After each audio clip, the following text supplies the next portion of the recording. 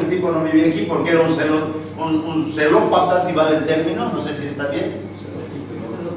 Celopatía, ¿cierto? Entonces, uno dice, bueno, ¿de dónde sacó tanta cosa? Y cuando le dijimos, ¿usted lo conoce al imputado? ¿Lo ha entrevistado? No.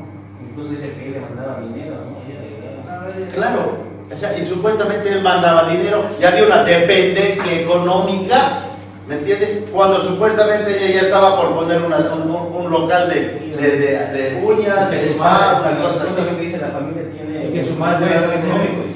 Claro. Su madre le iba a dar dinero. Y que la madre mandaba de España. Claro. Entonces, ¿se dan cuenta lo que no hay que hacer? De verdad que esta autopsia lamentablemente ha servido de base para una sentencia de 30 años de presidio. Y lamentablemente, pese a todas las observaciones, los vocales ratificaron esto. En este momento está en casación. ¿Por qué? Después, hablando con los vocales, ellos dicen, porque son conocidos allá míos, les digo, pero a ver, un poquito de criterio, les digo, ya has emitido tu voto, todo lo que quieras. ¿En qué te has basado? No, es que es un caso de feminicidio, la sociedad, o sea, no podemos actuar así como autoridades jurisdiccionales. Si en algún momento ustedes son autoridades, que no sé si lo son, por favor, actúen, primero, pegados a la ley, y segundo, sean justos. ¿Ya? A veces la ley no es justa, ¿verdad? A veces no es justo dejar salir un delincuente que uno sabe que es culpable, pero la ley dice que no presentaron esto.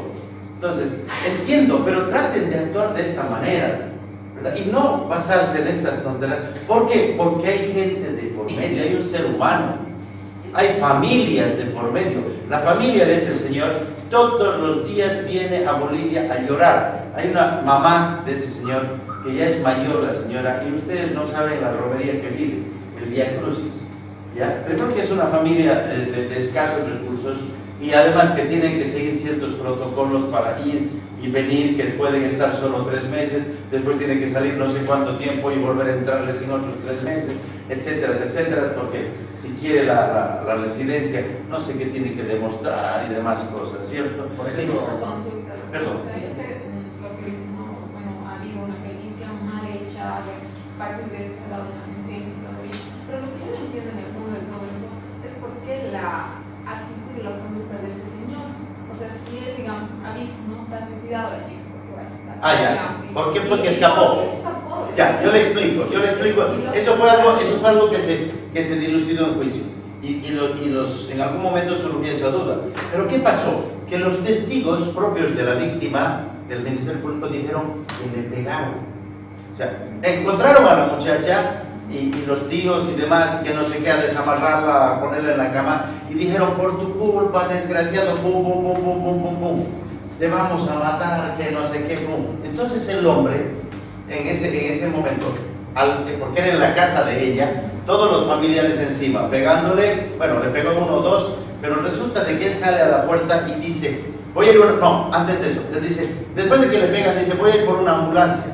Sale con la prima de la víctima hasta la puerta y resulta que la prima le dice, andate, te van a matar. El tipo toma un taxi y se va. Y va hasta el Perú. No sé si en el mismo taxi, pero se va hasta el Perú. Entonces cruza la frontera, se va hasta el Perú y se lo ha tenido que extraditar. ¿Ya? ¿Y cómo fue que se lo encontró allá? Como siempre se los encuentra, sufragando, ¿verdad? Habían elecciones, no sé qué en el Perú, ¡prum! Puso la huellita, emitió su voto, venga caballero, usted está siendo buscado porque ya había la orden de extradición, todo, venga para acá y listo. Eso fue lo que pasó, ¿ya? Pero es más, dejó pasaporte, dejó todo, yo no sé cómo cruzó al frente, ¿verdad? Sí, tal vez eso es lo que tal vez yo pienso que los vocales no se han considerado, ¿no? ¿Por qué razón? Digamos, tal vez en su cabeza de la persona de los amigos, ¿no? Claro. Pero tal vez no era la acción más adecuada que podía haber. Claro, si decimos estratégicamente hablando, no era lo más adecuado, le doy toda la razón. Él debió quedarse, decía, pues mátenme si quieren, pero yo no he sido, ¿no? Pero lamentablemente, no, en ese momento, es que también hay que estar en los zapatos de él, ¿no? Él es una persona que no tiene mayor formación profesional, ya él en su momento, cuando ocurrió esto, él trabajaba en lo que podía, no tenía profesión, entonces además andaba todo greñudo, tipo hippie, ropa negra, botas. Yo soy el típico criminal, digamos. Exacto, ¿no? El típico, ¿no? Si escuchamos al lombroso, es de él, ¿no? Entonces, sí, entonces eso es lo que pasa.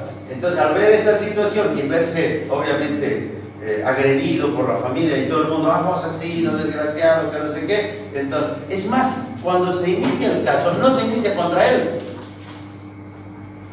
No se inicia contra él, no dicen, la denuncia, cuando hace la investigación la policía es contra autor o autores. ¿Verdad? Y después, ¿qué hace? A los 4 o 5 días, la familia, la mamá creo que es que recién llega de España para el entierro y demás, recién presenta la denuncia específica contra él, individualiza el caso contra él, porque no se inicia contra él. Se inicia contra autor o autores por feminicidio, punto. ¿Ven? Hasta eso, o sea, a ver. Segundo, otro elemento, yo conocí la casa porque hicimos una inspección y la casa es como decimos allá un conventillo, o sea, un cuarto, por aquí, toda la familia viviendo ahí. Usted dice aquí hola y todo el mundo hola, le contesta. Claro, porque claro, son esas casas donde vive mucha gente, en ese momento había bastante gente, ninguno escuchó pelea, ninguno escuchó gritos, nada. Ninguno, pese a que había gente sana, porque era un 1 de enero, había la mamá, no, la abuelita, la prima, otros tíos, no sé qué más, que estaban sanos, sobrios. Ninguno escuchó ni un grito, nada. Entonces, llegaron ellos a las 6 de la mañana de la fiesta, estuvieron discutiendo los dos, tal, y resulta que la muchacha se sentó en el sillón supuestamente llorando, este es un desgraciado que lo bota, le bota sus cosas.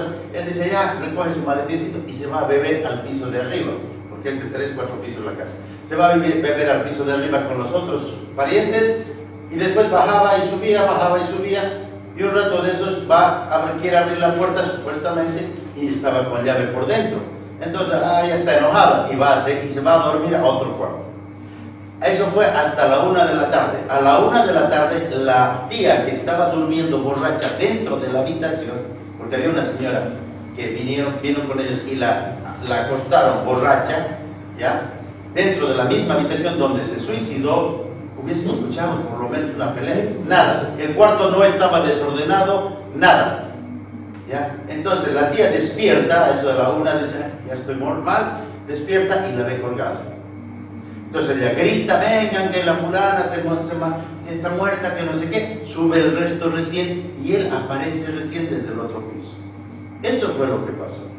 Entonces él dice, yo no la maté, porque de haberla matado, ¿cómo la cargo? Si la mato en la cama, ¿cómo la cargo hasta llevarla? La muchacha era bajita pero robustita, ¿no? Y además todo el mundo ha dicho que tenía un carácter muy fuerte. Todo, hasta la mamá dijo, no, ella era de carácter fuerte. Entonces uno dice, a ver, siendo ella de carácter fuerte, tendría que estar muy ebria para no defenderse, ¿no? Y además, vamos a pensar, ¿cómo la mató? Yo les pregunté y les dije, ¿cómo la mató? Nadie supo explicar. Dice, no, la mató porque la mató. No, pero a ver, estrangulen a alguien con este rasgo, ¿verdad? Con ese surco, que aquí es horizontal y aquí oblicuo, tendría que hacer así y no cerrar el nudo para poder asfixiar. Segundo, lo primero que uno hace es esto, no hay huellas, ¿verdad? Ahora, si digamos estaba inconsciente, la puso en la cama y ahí le hizo el nudo, tendría que ser completo, no hay completo. Entonces, además, si la mata, tiene que alzarla y colocarla ahí, tampoco. No hay rastros de haberla arrastrado, nada. Entonces tendría que haberla colocado, decirle quédate quieta y jalarle así y amarrarla al tubín. Y esos romperos de tubín, con que usted se pare y haga fuerza, se cae. ¿Verdad? El doctor pero dice que él no bebió un trago porque le dolía su cabeza. Claro. O sea, él acompañó, pero no tomó. No tomó. Él dice, y todo el mundo dijo que él no tomó, estaba con pastillas para el dolor de cabeza. Y eso más dijeron, hay una parte, no sé si está ahí o fue en la audiencia, que dijeron que tanta pastilla tomó que seguro estaba drogado. Hay una, no dice, pero en la audiencia dijeron, no, es que tomó tanta pastilla que seguro estaba drogado. ¿Se dan cuenta? Y todo el mundo, de las familiares, hubo uno que dijo, este peruano de tal, que no sé qué, en plena audiencia. Entonces, ¿y de dónde surgía la animadversión a los peruanos? Porque la tía de la muchacha, hermana de la mamá, estaba enamorando con un peruano antes, y resulta de que el peruano la dejó en la puerta de la iglesia. Sí, tenían que casarse, hizo la reunión, todo, llegaron a la iglesia, el tipo desapareció, no entró. Textual, no entró. Entonces ya había una animadversión familiar contra los peruanos. Por eso suponían. Claro, ¿y de dónde sacamos esa versión? De la propia abuela que fue a audiencia y ya la señora mayor dijo, no, lo odiaban porque era peruano, porque a mi hijita, a la otra hijita le hizo esto un peruano. Entonces, ella lo dijo en la audiencia y aún así los jueces no, sentencia, condenatoria. ¿Y qué? Otra observación que hice de la escena, o sea, la escena primaria, secundaria, mixta. O sea, cuando hablamos de escena primaria es donde yo mato a la persona, o sea, la escena secundaria es donde yo traslado el cuerpo. Correcto. ¿No? Y aquí dice escena primaria de Facebook, porque hace contacto por Facebook. O sea, ella lo ve como por eso le digo. Primaria. Y luego dice escena secundaria, el lugar donde viven y la mata. Eso no se llama confundir ahí. Claro. La determinación de escenas es diferente. Claro, pero además una cosa, ¿qué pasaba si eran, si bien empezaron la relación por Facebook, eso es verdad, pero ya llevaban un enamoramiento de dos años? Convivieron. Claro, hasta convivieron, porque él se vino un tiempo del Perú y vivía con ella en esa casa. Vivió 3 meses, algo 6 meses, algo así. Vivió con ella en la casa. Entonces, ¿qué relación tiene ya lo del Facebook cuando se conocieron con el hecho? ¿Qué pasaba si no la mataban hasta este momento? No había escena. Supuestamente el Facebook no sería una escena del hecho. Por Dios, hasta ese extremo ha llegado, hasta ese extremo. Y a mí me sorprende. Y otra cosa por la cual yo excluí ese peritaje, pero luego los vocales dijeron, no, es que es un caso de feminicidio, no se puede hacer eso.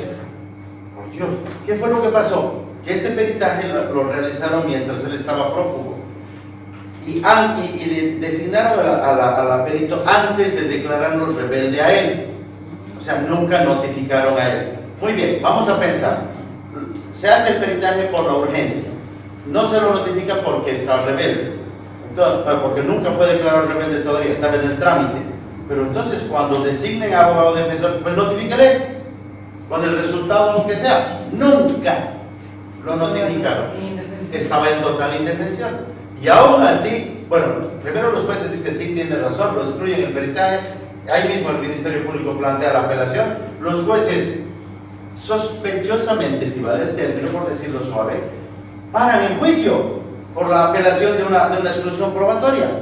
Lo pararon el juicio y remitieron la apelación. Yo les digo, a ver, señores jueces, se supone, y la ley dice, cuando se rechaza un incidente se hace reserva de apelación. Ustedes tienen que seguir. No, es que esa prueba es importante para ver qué dicen los vocales. Bueno, ¿qué le puedo decir? ¿Qué le puedo decir? ¿No? Y así fue que se llevó adelante ese juicio y lamentablemente ese señor está en la cárcel con 30 años. La idea del consulado peruano es llevarlo esto a la Corte Interamericana de Derechos Humanos. ¿Ya? Entonces hemos hablado con gente del consulado peruano para que una vez vencidas las etapas del proceso en nuestra normativa, eso va a ir a dar a la Corte Interamericana.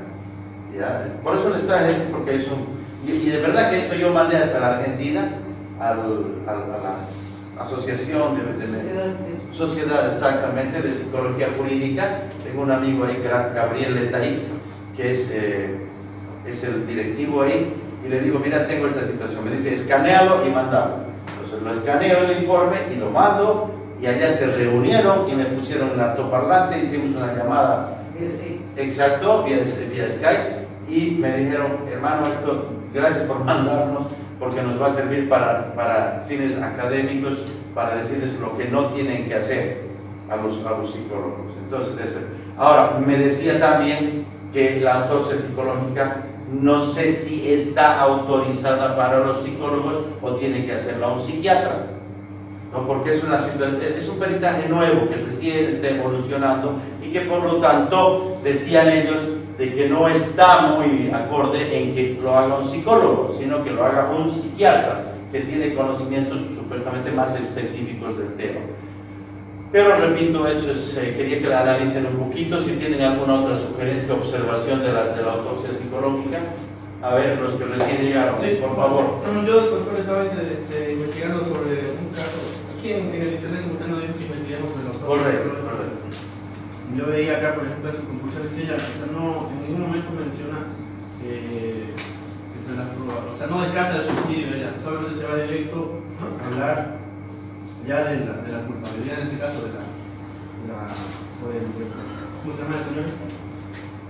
Bueno, ¿Qué dice? Aquí dice que ya fue asesinada y no se ha suicidado, o sea, no descarta, no dice, por ejemplo, como un ejemplo que hay acá en el internet, en un caso dice de asesinato.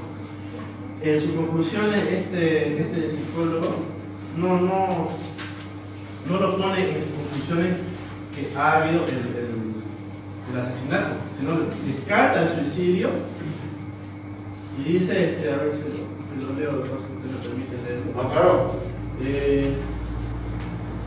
Aquí dice, por ejemplo, en relación a las circunstancias de su muerte, el señor Renato dice, fue conducido en calidad de arrestado a la comisaría por conducción vehículo de transporte público en estado de ebriedad. Al recibirse a ser arrestado, la policía que lo tuvieron usaron la violencia física. Algunos testigos que se encontraban en el lugar del hecho, así como la hermana, que sí me referían, ¿no? Le pegaron. Los informes emitidos por los médicos forenses tienen que la causa de la muerte fue provocada por asfixia mecánica, ¿no? O sea, aquí ella descarta el suicidio de este señor, pero aquí ella no habla de esa, o sea, no descarta el suicidio, aquí simplemente como en su objeto de pericia es determinar si la muerte de Karen es suicidio o feminicidio, ¿no? Ella no dice primero que se descarta el suicidio y se toman en cuenta en todo caso las pruebas que ha presentado la fiscalía, eso no menciona ella acá. Y yo creo que en esa parte, en sus conclusiones, también no es muy en el caso, no sigue por así decirlo, quizás el rigor metodológico de lo que tendría que ser esta pericia. Claro, eso sí, eso dijimos hace un momento, antes de que ustedes lleguen, de que si bien establece qué procedimientos va a seguir, pero no los hace, no lo sigue rigurosamente como debería ser.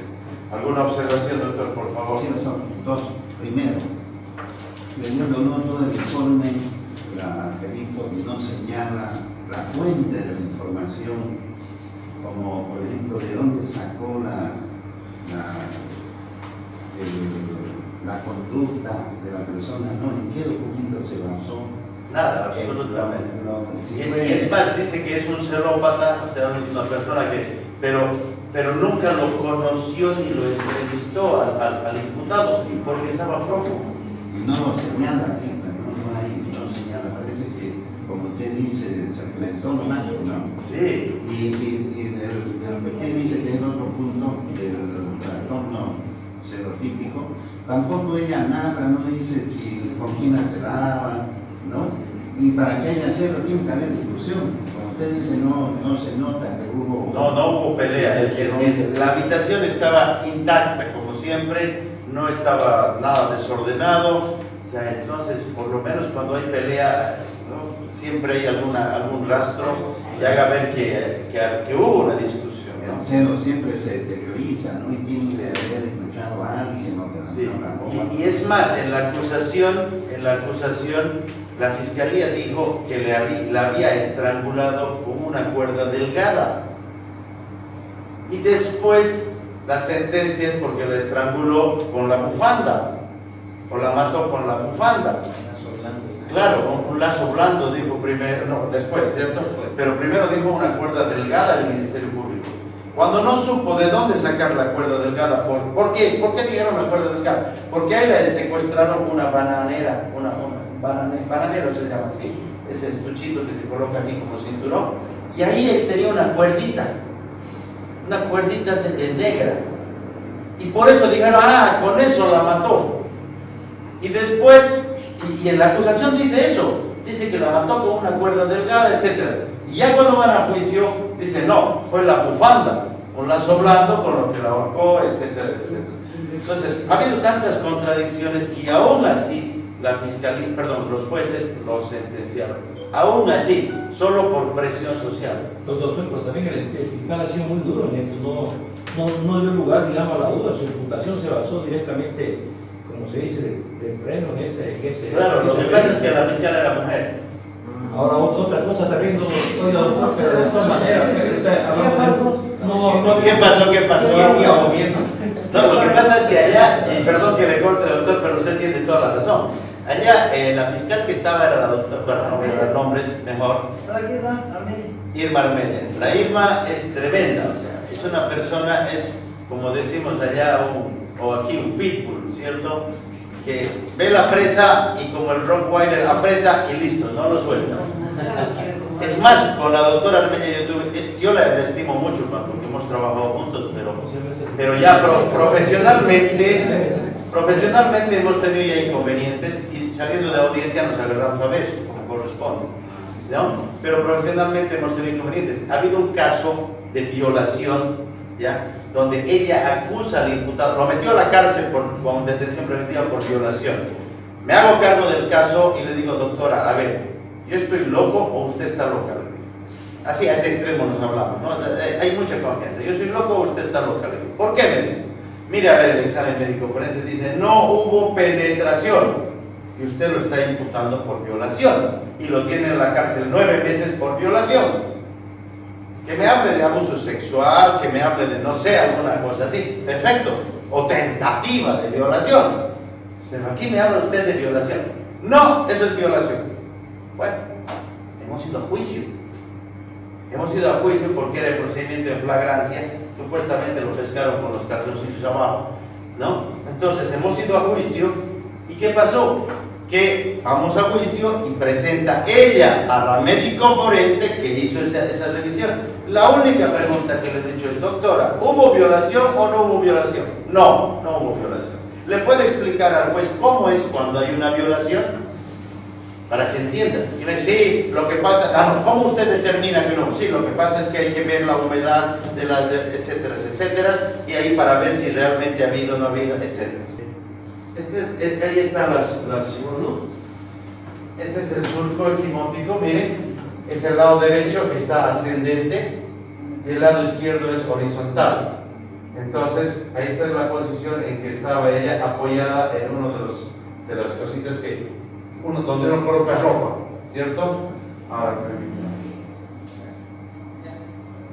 aquí es donde, esperen un segundo.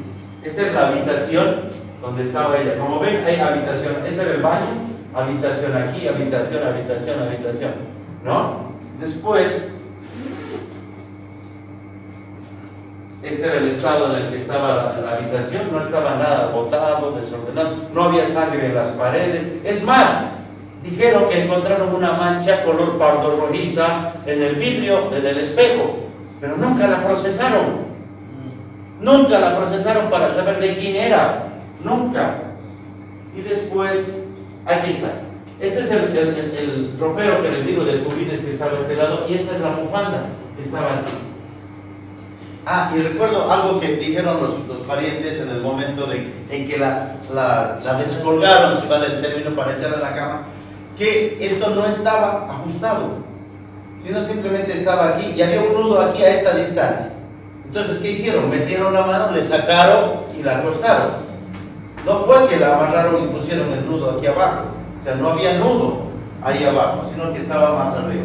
Después, ahí está, esta es la bufanda, así es como lo encuentran. Como ven, no hay nudo. Aquí, este nudo que ven aquí estaba más arribita, y ya cuando la saca se va, pero era aquí y no estaba apretando la región del cuello ni nada de eso. Esta es la muchacha. Es pesadita, sí, ¿no? Se nota que era robustita la señora, ¿verdad? Y así le encuentran las rodillas, por eso lo remarqué esto en un círculo, que no tocaban el piso, no estaban tocando el piso, y eso lo dijeron los testigos, no estaban tocando con las rodillas el piso. Ahí está. Ella es la señora, y había esta mancha también aquí que nunca nos dieron de qué era, cómo era, de quién era, nada. Ya, esta es la señora. Ahí está, no tiene lesiones absolutamente, su lengua estaba, ¿cómo le dicen? Perdón, protuida, exacto, estaba hinchada, cianótica, esa es la palabra también, ¿verdad? Por la sangre.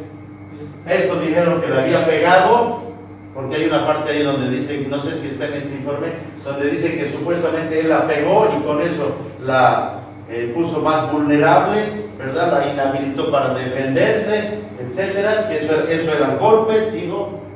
No, en realidad, incluso yo, bueno, así que lo viendo, me parece su Más chupones. No, además, aparte de más de unos 4 o 5 días por la coloración. O sea, Por la coloración, no es claro. el momento tampoco. Pero además parecen chupones más que, más que golpes. Claro. Y además por los lugares son bastante sugestivos, típicos. Oiga, profesor, por la forma que tiene la señora más parece una broncoaspiración que ha tenido. No creo, porque estaría la lengua para atrás. No, pero fíjate todo su ente, todo. Ahí está su lengua, a ver, para que lo vean mejor. Lo que pasa es que por la gravedad sale la lengua y la sangre se carga. Y obviamente por eso se hincha, ¿no? Además, la producción es un signo justamente del ahorcamiento, no del estrangulamiento. ¿Ve? Ahí está. Y aún así nuestra psicóloga forense ha dicho que la mataron. Ahí está el surco, miren, es ascendente, el lado derecho, ¿verdad? Y no hay el surco delgado, como decía la fiscal al comienzo. No hay el surco con hilo delgado, o sea, no había. Miren el surco, ahí está, y es ancho. Esa es la parte de adelante. En la parte de adelante es una situación bastante especial porque no hay lesión interna excepto superficial, es decir, no le rompieron la tráquea, no hicieron fuerza, sino que fue por el peso. Para mí que por el peso, y si ustedes me van a corregir, eso fue perdiendo la conciencia, me imagino, y además estando ebrio, se quedó y ahí mismo se apretó, por el mismo peso de la señora, ¿no? Creo que fue así. Esa era mi teoría. Este era el lado izquierdo, que como ven es horizontal, ¿verdad? Ahí hay otra foto de la señora. Y esto es lo más bonito, porque resulta que nuestro amigo, ¿cómo me dijo que se llama? Mercado, ¿verdad? El criminalístico del IDIF hizo, no, pero yo le digo, no, supuestamente el criminalístico del IDIF, ¿qué hizo? Pues hizo una supuesta reconstrucción del hecho para decirnos si el tubín ese aguantaba o no aguantaba el peso. Pero resulta que lo hizo con un muñeco de estas características, es decir, sin nada en los pies para que pueda sostener como lo sostiene un ser humano. Y dijo, obviamente, el tubín se cae. Claro que se cae. Porque si yo me coloco y pongo mis pies, no se va a caer, pues porque yo tengo sustento, tengo un apoyo. Pero él dijo, no, como este es el mismo peso de la señora supuestamente, entonces dijeron, no, se cae el tubín, por lo tanto no pudo haberse suicidado. Otra prueba estrella. Otra prueba estrella. ¿Y eso han admitido esta cosa? ¿Perdón? ¿Han admitido eso? Han admitido. No, pues chistes eso. Pero para que vean. Y entonces nosotros, a ver, le digo, señor Mercado, ¿usted cree que es lo mismo colgar a una persona que tiene un punto de apoyo que colgar un muñeco, una bolsa pendular? No. Y él dijo, no, sí, es que, además le dije, ¿cuánto pesaba la señora? Nadie supo nunca. Hemos calculado 60, 70 kilos. No, pues no hemos calculado, porque yo le pregunté a la médico forense, ¿cuánto medía la señora? 1,63, si no estoy mal en los números. Y decía, ¿y cuánto pesaba? No tenemos balanza en el IDIF. Sí, Concha, entonces no puede darme pesos y decirme aquí, el peso es el mismo. Pero aún así, y le hicimos notar eso a los jueces y nada. Y aquí está, mire, ahí está una recreación, reconstrucción de cómo habría sido el hecho. Este es el ropero que les digo de tubines, esta es la bufanda, ella estaba así y su carita a este lado apoyada en este respaldito, en ese espacio. Entonces, esta es la otra persona que la encontró y estaba contando ahí cómo la encontraron. Si ustedes se fijan, aquí hay un punto de apoyo. Pues no puede colgarme una bolsa aquí y decir, ah, no, es que el tubo se cae. Pero eso ocurrió. Eso ocurrió con nuestros grandes criminalísticos. Bueno, ya le digo.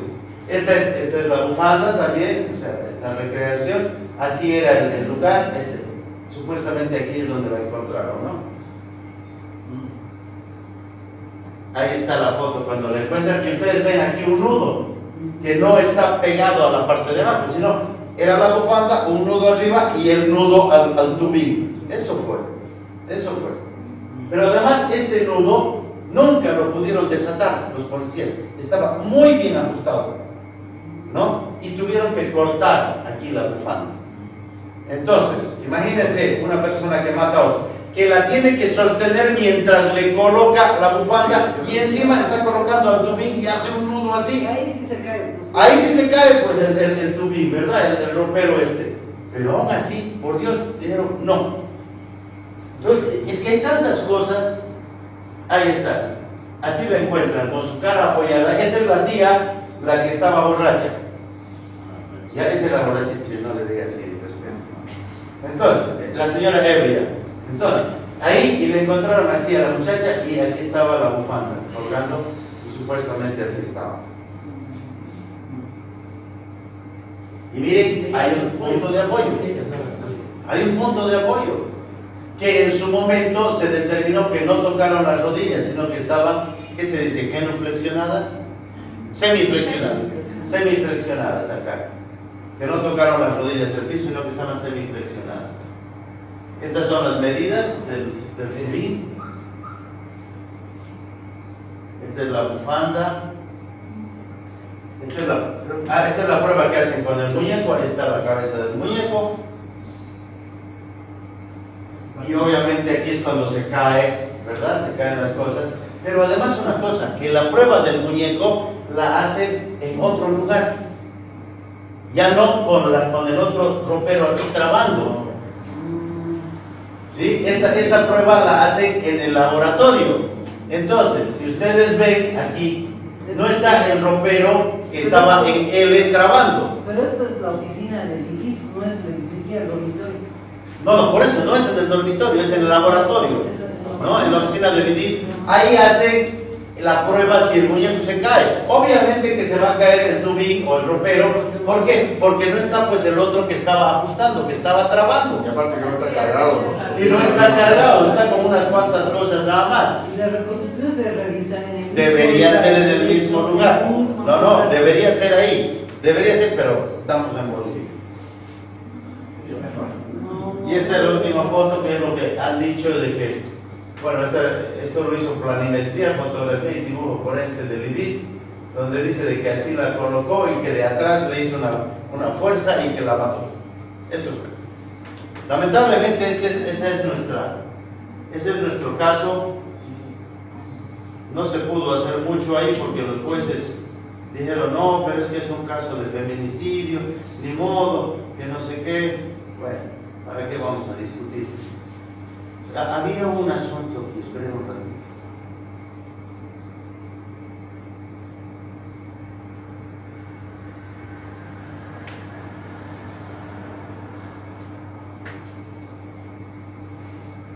Este caso fue muy interesante porque esto va a ir hasta la Corte Interamericana. Aquí está, esto quería que vean. Miren, esta es la bufanda que les digo, la tuvieron que cortar, ¿verdad? Desde arriba, y aquí se supone que estaba el cuello, la cabeza. Y este nudo también es durísimo. Nunca pero no apretaba, sino había un espacio entre la cabeza y el nudo. Entonces, así, esta fue la forma en que se encontró. Claro que le encontraron, pero no la policía, sino los familiares a la muchacha. Y esto ya se, miren ustedes, esto es en la oficina, y ahí es donde hacen la reconstrucción, entre comillas, o el peritaje para decir si el ropero aguantaba o no. Pues obviamente no va a aguantar, porque no está el otro aquí que era el que soportaba. ¿Por qué no lo han hecho en la habitación? Porque resulta que la fiscalía hizo el allanamiento, después hizo una inspección y secuestró este ropero. Lo secuestró y se lo llevaron al IDIF y bueno, ya después... Señor. El surco, ¿qué parámetros ha dado? Porque el surco es muy importante. El surco correspondía a la bufanda. En el espesor, el ancho, correspondía a la bufanda, no a una pita. De acuerdo a la experiencia del médico, hubiera sido un causal para que pueda asfixiar. Así porque no ha habido presión acá. No ha habido. Y el médico forense, o la médico forense dijo que la estranguló y la colgó. Yo le pregunté, ¿y cómo la estranguló sin romperle la tráquea? ¿Cómo la estranguló sin un punto de apoyo? Ah, no, dijo, le puso la rodilla en la espalda. Ah, le digo, para eso la chica tendría que estar arrodillada. Y lesión en la espalda. Claro, y le digo, tendría que estar arrodillada y con lesión en la espalda. ¿Tiene lesión en la espalda? No tiene lesión en la espalda. ¿No? Segundo, tiene que fracturar para estrangular. No había fractura. Tercer punto, ¿quién involucra al supuesto novio para que digan que él es porque usted nos contó? ¿Qué le involucra? Sí. Que él era no era el único, sino que él estuvo en la misma casa y que supuestamente discutieron por asuntos de celos. Nada más. Pero hicieron seguramente el peinado y ahí habrán encontrado. No, lo que pasa es que después el hombre escapó y lo encontraron después de 2 años. Al momento de No, en el momento no. Él en el momento del hecho, como estaban en la casa de ella, lo iban a pegar los familiares, él escapa, se sube a un taxi y aparece en el Perú, porque eso lo involucra, ¿no? Y eso obviamente se presume la culpabilidad. ¿Ya? Yo he visto algunas observaciones en la autopsia psicológica de Jensen, ¿ya? Y en audiencia las he hecho notar en este sentido. Y yo decía, a ver, dice la familia no estaba de acuerdo. Ella, la psicóloga, habla de que la familia no estaba de acuerdo con la relación que sostenía con el pueblo peruano. Otro que es de personalidad extrovertida. Y este tipo de personas se relaciona con personas que tienen a perder los nervios, actuando de manera impulsiva. ¿Cómo sabía que era extrovertida? ¿Cómo sabía que era extrovertida? Por favor. Yo decía, pero ¿cómo esta señora adivinó? No, porque no le encontraba otro término. Y así. Por referencia de los familiares. Nunca habló con los familiares. Eso sí es otra cosa, porque aquí dice que justamente que tiene que ir a hacer todo ese tipo de entrevistas a todas las personas. Y nunca habló con ninguno. Ella se basó en las entrevistas tomadas por los policías. Entonces, después habló de que la Oxisa era de personalidad extrovertida, es decir, sociable, etcétera, etcétera, le hacía bromas. Y dice aquí, en la misma, tendencia a padecer trastornos de tipo histérico, somatomorfo y disociativo. O sea, ¿cómo podemos decir, no, era re buena gente y después decimos, no, tenía estas tendencias?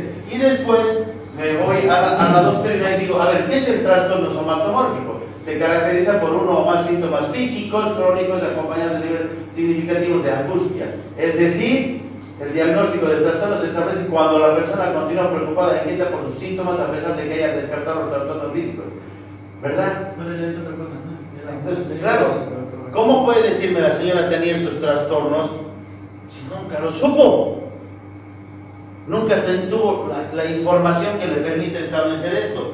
Y la disociación, que era, dice, es una desconexión entre cosas generalmente asociadas entre sí. Es decir, se da por falta de conexión en los pensamientos, memoria y sentido de identidad de una persona. Imagínense decir todo eso simplemente por haber visto fotos. Porque le prestaron el cuaderno de investigación y le dijeron, haga usted la autopsia psicológica de Luz. Y eso fue lo que hizo. Todo esto se hizo notar en la audiencia a los jueces, pero bueno, no sirvió de mucho lamentablemente. Y dice aquí, y esto ya lo han dicho ustedes, ¿verdad?, de que hay motivos pasionales por los celos, y supuestamente el agresor tiene personalidad celotípica y el agresor ni lo conocía. O sea, la psicóloga ni había hablado con él porque estaba prófugo. Apareció después de 2 años. Y lo dijeron, no, es celotípico. Después, aquí, los familiares expresan que la Oxisa se fue hallada arrodillada con la cabeza apoyada en un estante de ropa y con una bufanda. Horas antes la vieron discutir con su pareja sentimental. ¿Eso me va a decir que la mató? Si se supone que estaba inconsciente y vulnerable como pudo haber estado discutiendo.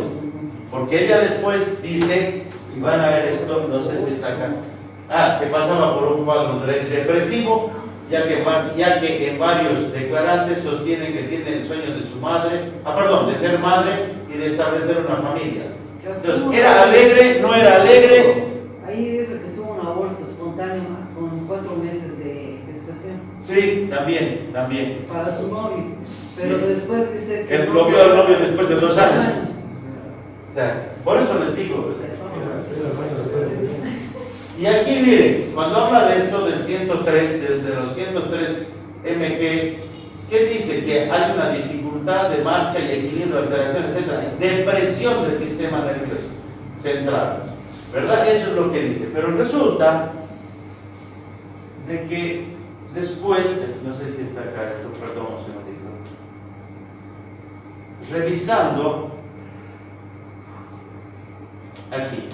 Revisando la doctrina, ¿no? Hablamos del doctor Osvaldo Cursi, que es un estudioso también, no sé si es psicólogo o toxicólogo, ¿ya? Él nos dice que con ese grado de alcohol no es lo que ella dice, tiene que haber euforia, un llanto motivado, risa, etc. De acuerdo a la personalidad, frecuencia respiratoria normal, sensibilidad y reflejos normales. Entonces, ¿de dónde sacó ella de que estaba vulnerable y demás? Simplemente por el 103, por esto, por 103, y nos dice que había depresión, se lo inventó. La cuarta etapa, bueno, un poquito aclarando, es cuando ya estás a punto de entrar en la etapa de coma. Esa es la cuarta etapa. Peor todavía. Puede ser puesta depresión. Ella coloca aquí la cuarta etapa, pero no estaba en una cuarta etapa. Por eso el 103, digamos, sería como Una segunda etapa. Ya es una primera. Primera pasando a segunda, claro. Eso es lo que nos dice el otro estudioso, que nos dice, oiga, estaba eufórica, alegre, reflejos normales. Y esta señora nos dice, no, estaba deprimida, ya a punto de, ¿no? Poco más. Pero estaba loco, hacía todo. Sí, hacía de todo también, ¿verdad? Doctora América, en la declaración de Jackson, estamos hablando en la declaración de Jackson. No, pues claro, ahí hay esa clasificación de cuando uno toma alcohol, la declaración de Jackson. La primera parte, estimulantes, lo estimulante. Yo la verdad Y luego no. viene Yo sé de lo del alcoholismo, sí, lo leí un poco, pero después del otro no. Pero puede ser, no sé. Ahora, aquí viene lo más bonito todavía, porque dice, habla ella de la escena del crimen. Perdón la expresión, ¿quién es ella para hablarme de la escena del crimen? Si no es criminóloga, no es criminalista, no sabe de investigación policial, etc. ¿Pero qué nos dice? Es una escena mixta, dice, ya que se evidencia la planeación, ¿no? Y deseo del autor de esconder las evidencias. Yo quisiera que me diga qué evidencias ha escondido. Y además que autor la voy a matar en su cuarto con sus familiares. Y además de eso, esconder evidencias. ¿Cuáles evidencias? Se supone que solo la ahorcó, ¿verdad? La mató ahorcándola. Entonces, ¿cuáles eran las evidencias? ¿Acaso se llevó el lazo? No. ¿Se llevó algo? ¿Se llevó? No. Y dice, pero ha mostrado descuido en ocultar algunas evidencias. ¿Cuáles? ¿Cuáles? Y aquí dice, y ha cometido errores en la ejecución del delito evidenciados en también aspectos desorganizados en la escena. Cuando todo el mundo dijo, la escena estaba como si nada. El cuarto estaba como siempre, sí. La relación en el mapa, obviamente hay parte del esqueleto de la escena del crimen. ¿Por qué? Porque dice que tiene que ser el equipo multidisciplinario, que tendría que ser el mismo lugar del hecho. Por eso. O sea, en ese momento era lo que tiene que ser una parte, que es la observación. Claro, que observe en el lugar del hecho, en el momento. La señora nunca conoció. Por eso, no ha pasado nada de eso. Ella debería haber puesto en este punto, no se pudo porque no se fue, listo. Y se cumplió. Nunca conoció, vio las fotos. Por eso es que no es. ¿Ya? Y después, ¿qué dice? Lo que me hace conjeturar que existió forcejeo o un altercado previo al suceso. Por Dios. Yo digo, forcejeo. Cuando todos los testigos han dicho, ella, la muchacha, peleó y le botó sus cosas al tipo y le dijo fuera y le cerró la puerta. Todos dijeron eso, sí, lo botó porque este es un celoso, lo que sea, y lo botó del cuarto. Y no hay, físicamente, no hay lesiones de forcejeo. En un dictamen parcial jamás se puede poner como conjeturar. Claro, dice, lo que me hace conjeturar, yo también puedo conjeturar para que la necesito a ella. ¿Verdad? Miren las barbaridades que hizo el señor. Dice después, luego dice acá, molesta, empieza a consumir bebidas de cerveza, luego vomita en un estado evidente o evidente estado de intoxicación etílica. Nunca se demostró que vomitó. ¿De dónde se sacó eso? ¿Qué está contando como si hubiese sido testigo? Exacto, como si yo, eso es lo que yo por eso ayer les decía, o esta mañana creo que es clarividente, ¿no? O el señor ha podido retrotraer el tiempo, ¿verdad? Y estar en la escena en el momento del hecho. Dice, además, y luego ella le pide que le quite su blusa, brasier y sus medias nylon. Al sacarla, ella le culpa de haberlas rasgado y le pide que le ponga una de sus poleras. Estaba con blusa, no estaba con polera. No, está así con polera, una polera roja, ¿cierto? Pero además de ello, dice. ¿De dónde sacas? ¿De alguna declaración de alguien? Claro, de alguien, decir eso? de alguien a quien ella no entrevistó, sino que leyó las declaraciones de los policías. Copia y pegue. Copia y pega. Dice, después dice, continúa con la discusión y el hermano de la misma se va subiendo las cosas del novio. ¿Ve? Ella misma dice que el hermano le ayuda a subir las cosas que ella había botado del novio. Entonces, ¿dónde estaba pues inconsciente? ¿Dónde estaba vulnerable? ¿Verdad? Dice, además, y le indica que podía dormir en su cuarto. Eso ocurrió, lo lleva al novio arriba, le dice, vení, vamos a dormir arriba, esta mujer te va a matar, vení. Dice, pero él le dice que se quedaría un rato, en ese lapso de tiempo, que es muy probable que el hecho haya ocurrido, para luego de cometido el delito subir al cuarto del hermano. O sea, fue, le dijo, espérame, ya subo, la mató y se fue hasta el cuarto de arriba. Otra palabra que no se pone en un dictamen es probable. ¿Es o no es? Y es de probable. Para eso está el perito. Si no, ¿para qué? Si va a haber probabilidades, mejor no consigo un perito. ¿Qué más nos dice? Miren esto, es importante. Dice, el hermano de Karen se despierta en un momento y pudo observar que Jensen, o sea, el supuesto autor, estaba despierto y se encontraba semi-recostado y meditabundo, ¿no? Este solo había estado tapado con su chamarra, él se da cuenta, etcétera, etcétera. Él espera que el cuerpo sea encontrado. O sea, el autor dice, estaba echado y dijo, espero que la encuentre. Y seguramente meditaba en el hecho y de cómo debía actuar ante el descubrimiento del cuerpo para no despertar sospechas. ¿Qué tal? No, y seguramente ya sabía él que iban a encontrar el cuerpo, entonces él se quedó esperando para ver cómo reaccionaba ante esa situación. Hágame el favor. La opinión personal. Totalmente. Pero por favor, ¿qué más nos dice? Él dice, manipulación de la escena. El agresor ha armado la escena del crimen, acomodando su cuerpo en la postura en la que se encontraba para hacer parecer que la misma se habría suicidado. Esto es bastante común. Dice, no, aquí tal vez debería poner, en asaltos de relaciones muy cercanas a la víctima, generalmente estos ofensores prefieren matanzas rápidas y limpias que reducen el tiempo pasado en la escena. Por Dios. ¿Se dan cuenta lo que no hay que hacer? O sea, disculpe que le cuente, en este informe de la autopsia psicológica que le digo más o menos acá lo tengo, no está, digamos, ese análisis que hace por ejemplo, de los agresores. Aquí en este caso ella lo da con lujo y detalles. Ella solamente se va a la persona. Esto es lo que está ahí. No, pero yo le digo en este otro caso que yo he visto. En otro caso. Desde el internet. Ya. Claro, lo que pasa es que la autopsia psicológica tiene que centrarse más que en el agresor, en la víctima. Exactamente. No, decirnos, la víctima anteriormente trató de suicidarse, la víctima estaba deprimida o no estaba deprimida, etcétera, etcétera. Como ven aquí la señora ha hecho un análisis criminalístico, ¿no? Tremendo, además de clarividencia y demás, ¿no? Tremendo. Pero, doctor, en todo lo que ella hace, recolecta, ¿no? Se adivina y todo, Entonces, en todo lo que, la información que se tiene desde el primer suceso, más bien da a entender de que sí la muchacha tenía tendencias de suicidio. Dice que tenía periodos de picos, ¿no?, elevados de alegría, depresión, que se encerraba, que no ordenaba su cuarto y demás. O sea, refleja más bien una personalidad depresiva y de tendencia al suicidio. Ahora, ¿qué dice también?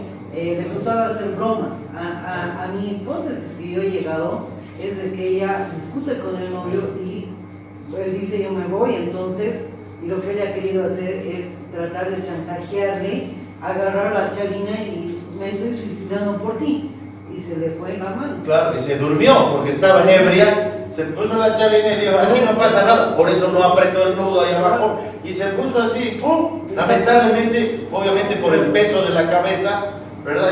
Y me imagino que aquí corta un poquito la circulación de aire y da la inconsciencia y todo eso, y ahí se murió. Eso fue lo que pasó. A mí lo que pasa es que ella quería hacerle un chantaje al novio para que no se vaya o algo, o para que se quede, y se le fue la mano. Y aquí está, exacto, y aquí está lo del MAPI, ¿verdad? Yo les dije a los jueces, a ver, señores jueces, el MAPI tiene que contener una esfera interpersonal, emocional, psicosocial, mental, etc. Y la señora nunca lo hizo, ¿verdad? La observación, los documentos, los informes, todo eso se les ha dicho a los jueces, ¿verdad? Lugar del hecho, amigos, forma de interactuar, familia, pertenencias, lugar de trabajo, todo eso debió analizar la perito, nunca lo hizo. Hacer entrevistas estructuradas, todo esto, etapas del MAPI, ¿verdad? Lugar del hecho, entrevistas, discusiones colectivas y el peritaje toxicológico, que es de la muerte de sangre, donde habla de 103,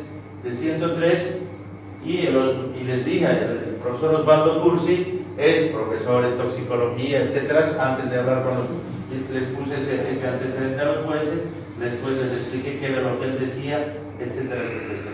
Doctor, pero me imagino que la corriente esta ¿Perdón? no estará tranquila con su ¿La señora? con su dictamen. No, vive feliz y ahora ha vuelto al Ministerio Público. Lo siento. Ahora me dio la noticia aquí la doctora de que ha vuelto al Ministerio Público, porque renunció y no sé qué más y ahora ha vuelto. Así que imagínense. ¿No le recuerda la conciencia por escucharlo? No, la verdad que no creo. O tal vez ni sepa que hizo mal. Pero doctora, a veces también hay mucha presión del mismo fiscal.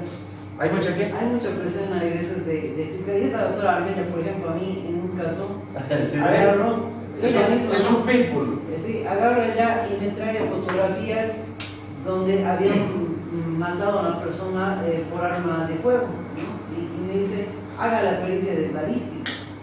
Le digo, pero si ya se enterró a la persona, ¿cómo voy a hacer con las fotos? Yo no puedo hacer de fotos, yo tengo que estar con el cuerpo, a colocar las varillas, Claro, medir para ver la dirección y todo. el diámetro de ingreso, de salida. Además, para ver cuál es la herida de ingreso y de salida. Y me dice, no, pero aquí están las fotos, hágalo con las fotos. Ya ha hecho Arturo Mercado, con el otro muchacho, ya hicieron varias veces así. Lo siento, doctora, pero yo no hago eso. Claro. Si se lo han hecho, que se lo hagan, pero yo no voy a hacer eso. Pero se dan cuenta, así son. Y la presión a veces viene del mismo fiscal que agarra y dice, haga esto. Pero es haga que, esto. doctora, pero es que hay una cosa, o sea, a mí me pueden presionar como perito de 1000 maneras.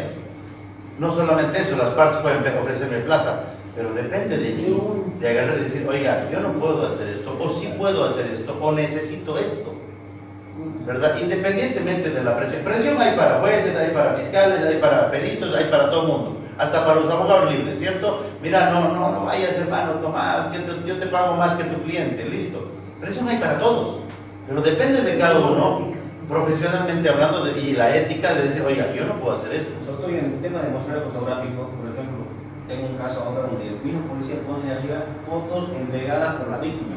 O sea, la víctima, otra persona le saca la fotografía, ella misma va y se las entrega al policía, el policía le da la foto y las pega. ¿Se dan cuenta?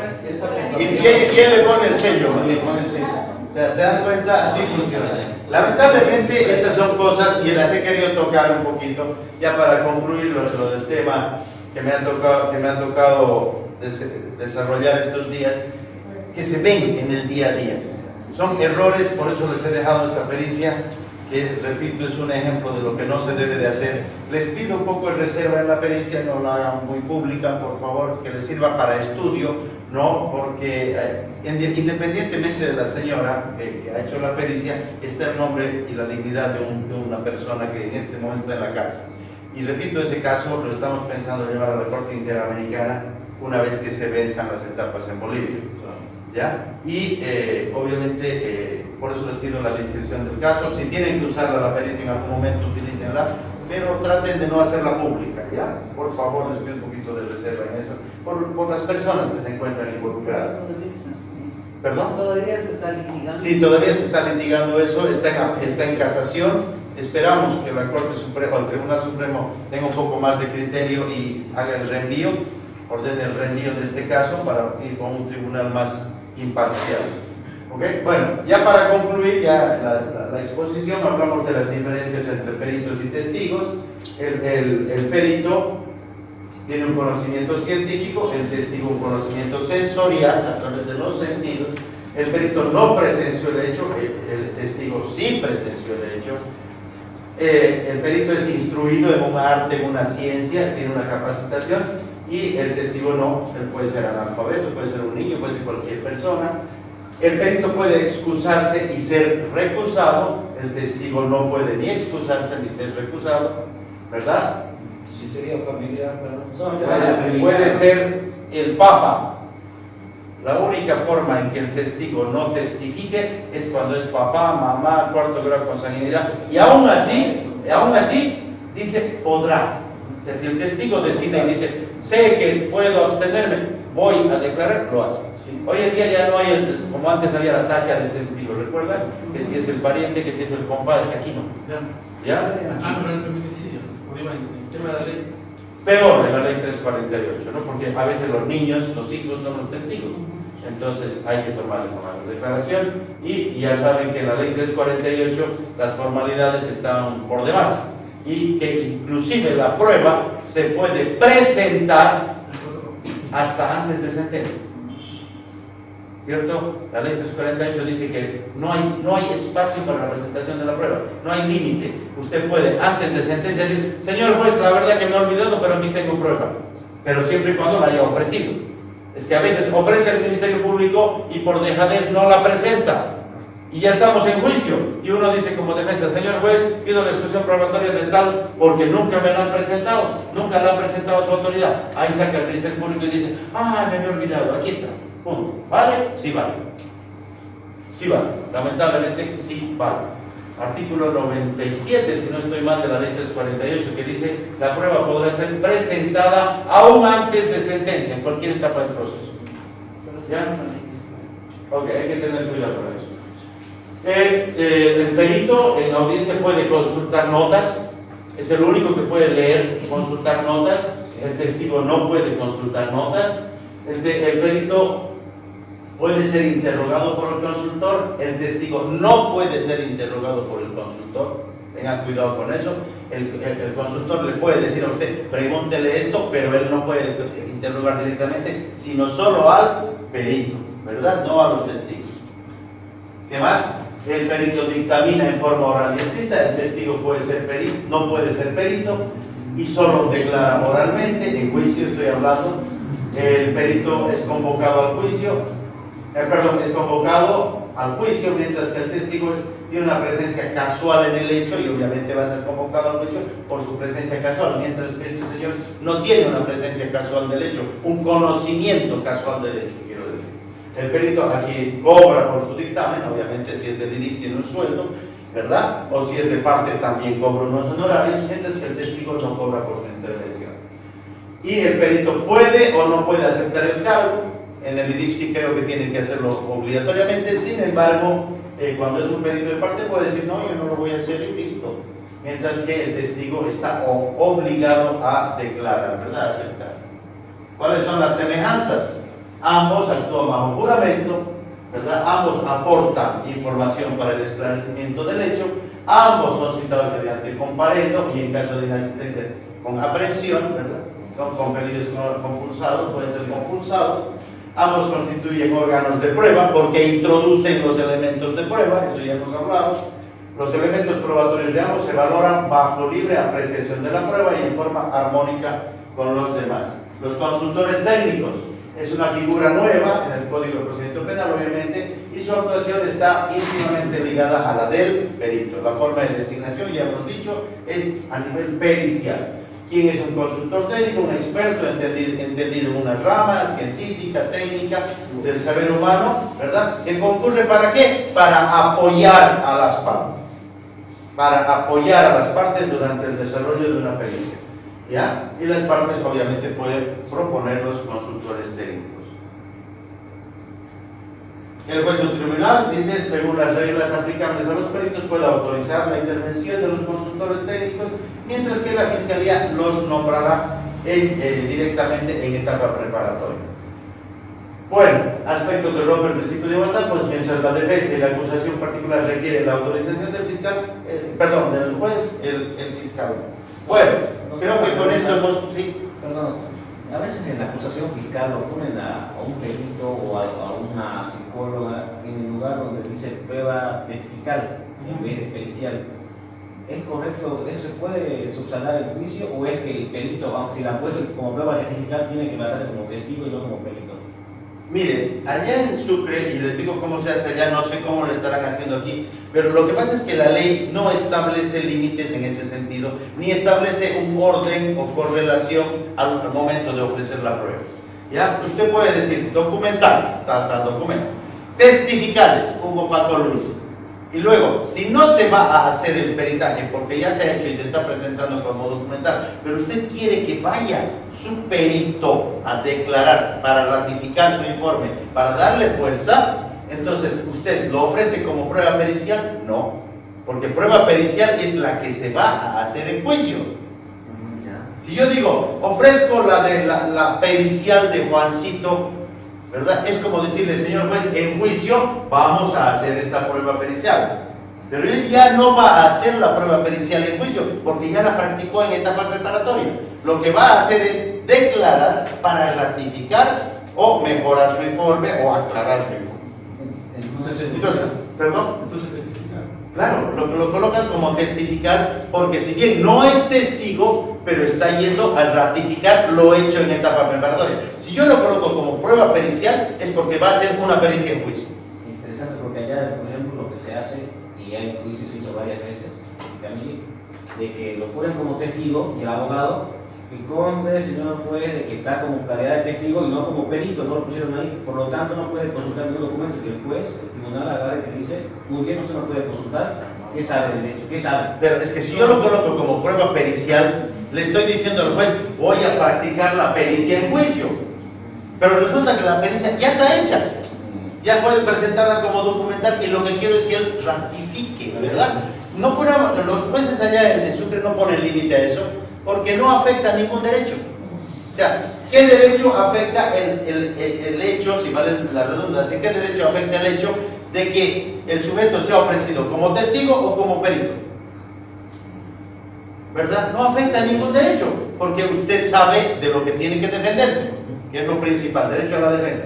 Pero usted sabe, no, es que lo puso como testigo y se supone que no. O sea, si el señor licenciado fulano de tal está ahí, es porque fue perito en etapa preparatoria y lo están trayendo para ratificar el dictamen, punto. Inclusive, doctor, cuando, por ejemplo, me convocan a mí para allá, para juicio, para ir a defender el dictamen, tengo que convidar, tengo que explicar cómo se ha hecho, qué pasos se seguido, qué técnicas se han usado y por qué he llegado a la conclusión que he llegado. Claro. Entonces, es una audiencia directa para hacer esta ratificación del dictamen pericial, pero ingreso como perito, no ingreso como testigo. Claro, pero al momento de ofrecerlo, no lo ofrece como pericia, sino lo ofrece en el lado de las testificales, que claramente, obviamente, no es testigo, porque no sabe del hecho por conocimiento objetivo, ¿verdad? Del sensorial, como hemos dicho. Pero va a dar una testifical, o sea, una expresión oral, exactamente, ¿no? Pero ahora, si a mí me quieren excluir eso, yo le digo, a ver, que me diga primero el que me quiere excluir, qué derecho se ha lesionado, porque por el simple hecho de una formalidad que se coloque como pericia o como testigo, ¿Qué derecho? La otra parte sabe que lo voy a traer al licenciado tal. Y sabe que este señor ha sido perito porque se le ha notificado la pericia en su momento. Entonces, ¿qué derecho se está violentando? Si alguien me dice algún derecho, veamos si lo excluimos. Pero mientras tanto no. Desde mi punto de vista. Allá le aceptan, dice, testificarles y entra declaración de la licenciada tal, quien fue perito en tal cosa. Y ratificará su informe, punto. Entonces ya sabe, en la acusación dice, este fue la perito. ¿A qué viene? A ratificar el informe. No dice hablar del hecho, del lugar del hecho o de cómo ocurrieron los hechos. ¿Verdad? Allá no nos hacemos mucho problema en ese sentido. Y le aconsejo que cuando quieran excluir un perito, digan eso. ¿Qué derecho? Dígame qué derecho primero. Porque hay sentencias constitucionales o supremos que dice que el solo hecho de incumplimiento de formalidades sin violación de derechos no da para nulidad ni exclusión. ¿Cierto? Hay que lesionar derechos. Ok. Ya hemos hablado de los consultores técnicos. Creo que con esto ya concluimos. Les voy a subir este material. Existe posibilidad de exclusión de la prueba pericial. Anótense esta sentencia, la 1690 que ha dado 2004. Les va a servir de mucho. Esto ayuda muchísimo para excluir prueba pericial. ¿Qué nos dice esta sentencia? Esto creo que está. Perdón. Ahí. Dice que cuando no se hace conocer al imputado, no se notifica al imputado con la pericia, con la designación de perito y con el resultado de la pericia, está en indefensión. ¿Ya? Está en indefensión. Miren, aquí dice, dejando así a la parte imputada en estado de indefensión. ¿Por qué? Porque él tiene derecho a objetar, tiene derecho a recusar, tiene derecho a proponer puntos de pericia, es decir, ejercer efectivamente su derecho a la defensa. Esta sentencia que es fundamental para excluir prueba pericial. ¿Perdón? ¿Hizo mención de esta sentencia en el juicio suyo? Claro, por eso fue que lo excluyeron en primera instancia, pero ya los vocales dijeron, no, es que es un caso caso relevante de violencia intrafamiliar, por lo tanto, no, que pase nomás, imagínense. No había estado consultando. Exacto. No, los jueces del tribunal lo excluyó la prueba, pero después volvió a... Dice, y ahí está, en esa sentencia donde dice de la referida omisión de notificación vulneró los derechos al debido proceso, a la defensa y a la seguridad jurídica.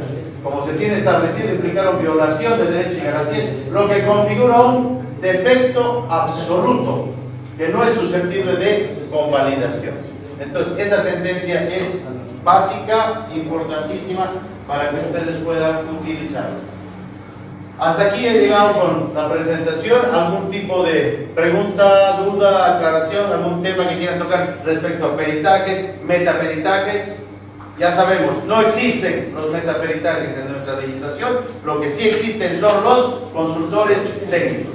Utilícenlos. Y les repito, lo que siempre les digo, sean proactivos en la investigación. Si ve que va a haber una pericia, inmediatamente consiga usted un consultor técnico. Trate de conseguir, entiendo que a veces en la provincia no hay, pero trate de conseguir, ¿verdad? Trate de conseguir un consultor técnico. Ahora, generalmente no hacen los peritajes en la provincia, los hacen acá, ¿verdad? Mandan al IDIF acá. Entonces, aquí sí va a encontrar un consultor técnico que pueda ir y verificar que lo que está haciendo el perito le sirve. Entonces, porque si dicen, se va a hacer un peritaje, no sé, auditoría forense, en un caso de corrupción, no lo van a hacer allá, lo van a hacer aquí. Entonces, aquí sí va a encontrar un auditor forense, ¿verdad? Siempre traten de utilizar, por favor, los consultores técnicos. Es un recurso que tenemos en la ley, pero no lo usamos, ¿verdad? Y ese consultor le va a ayudar mucho en juicio, mucho, porque él ha visto cómo se ha hecho la pericia y qué falencias tiene, pero además le debo a usted un informe donde dice, hay esto mal, esto mal, esto mal, esto mal. ¿Ya? Y obviamente eso lo va a hacer en juicio, va a aclarar también en juicio. ¿Alguna pregunta, duda o aclaración, algún tema? Sí, por favor, doctor. Por su evidencia, para tener una idea de lo que pudo haber pasado, interesante lo que señaló la doctora. Según su evidencia en el proceso, ¿pudo haber sido suicidio? Sí. Pudo haber sido suicidio. Esa fue mi teoría desde el primer momento. Yo agarré el juicio ese proceso en juicio ya. Ya había iniciado el juicio y me contrataron recién para ir a ayudar un poquito en lo que podía. ¿Ya? Y para mí la teoría mi teoría del caso fue que se suicidó. Y fue como dijo la doctora, de que ella se puso la soga, la bufanda, y perdió la conciencia por el cansancio, por el estado de ebriedad, porque toda la noche estuvo despierta, porque era año nuevo, ¿verdad? Más los alcoholes. Entonces ella se durmió y por el peso de la cabeza, obviamente se asfixió. Y además, doctor, que muy pocas personas, a menos que hayan estudiado tema de ciencia, abogacía o medicina, saben de que por estar en esa posición podía perder la vida. Se puede sentar, ¿no? Difícil, ¿cómo se puede sentar? No. Todos piensan de que es. Por lo menos Es que la mayoría de la gente, claro, si leemos un poquito de investigación y criminalística, hay ahorcamientos, si vale el término, que son atípicos. No siempre se cuelgan, ¿verdad? Y quedan impendularmente. No siempre. Hay gente que pone en una chapa y se cuelga y se ahorca, ¿verdad? Ponen una chapa y no sé cómo se acomodan, listo, hasta luego, ¿verdad? A veces en la cama colocan de la catrera, colocan un cinturón y terminan ahorcados, ¿verdad? Terminan suicidados. Aquí en estas canastillas de basura, acá en San Aquí afuera. No, aquí afuera no, pero sí vimos un caso así, de un señor mayor ya, porque le habían diagnosticado cáncer días antes. Entonces él salió a botar la basura y agarró su cuarto de su pijama y lo amarró y se colgó y quedó así, ¿no? Y decía, no lo mataron, porque cómo se puede ahorcar una persona y en esa posición, pero y quedó así. Son atípicas, ¿verdad? Son ahorcadoras atípicas. Claro, el asunto es que haya donde sujetar y donde apretar un poquito, listo, ¿verdad? Muchos casos, por ejemplo, yo vi de algunos niños, o sea, jugando con de la cortina. Claro. Y simplemente así están jugando así. Y Quedan en el sitio, ¿no? Aquí están las atípicas. Sí, ¿ven? Claro, son posiciones que no son las más comunes, ¿no? Son posiciones, ¿puedo hacer pasar? Son posiciones que no son las más comunes. Les ruego que vayan haciendo circular en el libro. Son posiciones que no son de lo más común, pero que sí se dan. Y que a veces, por desconocimiento, ¿verdad? Los jueces dicen, no, pero ¿cómo se va a ahorcar así? ¿Cómo va a morir así? Es ilógico. Pero resulta que no es, ¿no? Que la persona fallece y muere. ¿Alguna otra pregunta, duda? ¿Algún tema específico respecto a esto? Sí, por favor, Lo doctor. que vimos hace un momento era un dictamen pericial. Sí, es un dictamen pericial. Es el que les he pasado para que lo analicen. ¿No lo tiene usted? No lo tengo. Por favor, después se presta, les di a todos los que les suscribieron. Doctor, Sí, no tenemos nada de bibliografía en la plataforma sobre esto. no tienen bibliografía sobre qué. Sobre en este mundo no hay nada. Para que vean. Yo le voy a subir esto a la plataforma. Yo voy a subir esto a la plataforma para que tengan ahí. Entonces, sobre el caso, Escucharemos, por favor, un segundito. un suicidio, Escucharemos. un homicidio, como lo han tipificado, ha sido una muerte accidental. Porque ella lo que ha pretendido de repente ha sido de chantajearlo al tipo y decir, me voy a matar si te vas, y se le fue.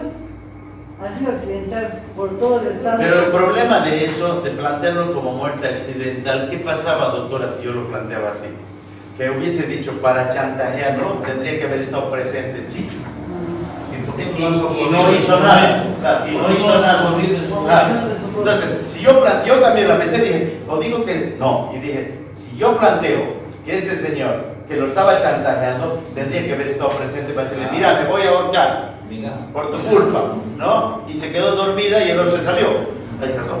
Entonces, y ahí habría un homicidio por omisión, ¿verdad? En comisión por omisión por no haber actuado diferente pudiendo haberlo hecho. Entonces, exactamente, un feminicidio en comisión por omisión. Entonces, por eso fue que no lo planteé por ese lado de suicidio, para ir un poco más a fondo y sacarlo a él de la escena, ¿no? Del hecho. Físicamente parece que eso ha sido accidental. Pero hubiese sido, pues, Claro, ella se acomodó y por el peso, ahí quedó. Preguntas. ¿Quién declaró el señor? ¿Qué declaró el señor? ¿Quién? ¿Él? Sí, el acusado. ¿Qué declaró en la audiencia? No, lo que pasó que estuvieron ahí, discutieron, le votó con sus cosas y él se subió al otro piso a beber con los primos de ella y los hermanos de ella. Suicidio. Por eso. El problema es que no le creen, es peruano.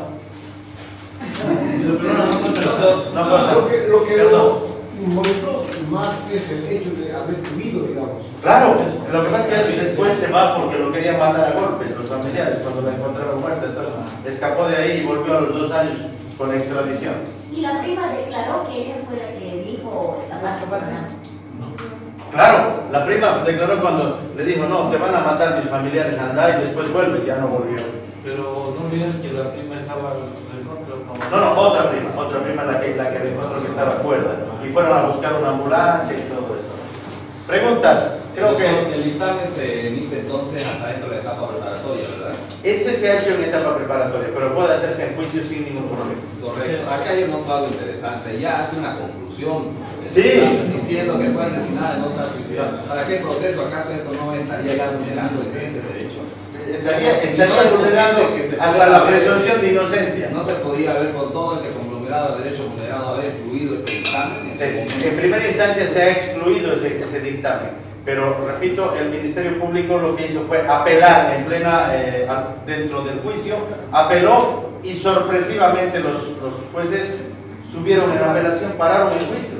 En lugar de hacer la reserva de apelación para sentencia, para apelación restringida, lo que hicieron fue parar el juicio, subieron donde los vocales y los vocales dijeron, no, que entre nomás la prueba, y la metieron la prueba. Entonces, una pregunta ahí importante, ¿no? Aquí no hay unificación de criterios con relación a ello.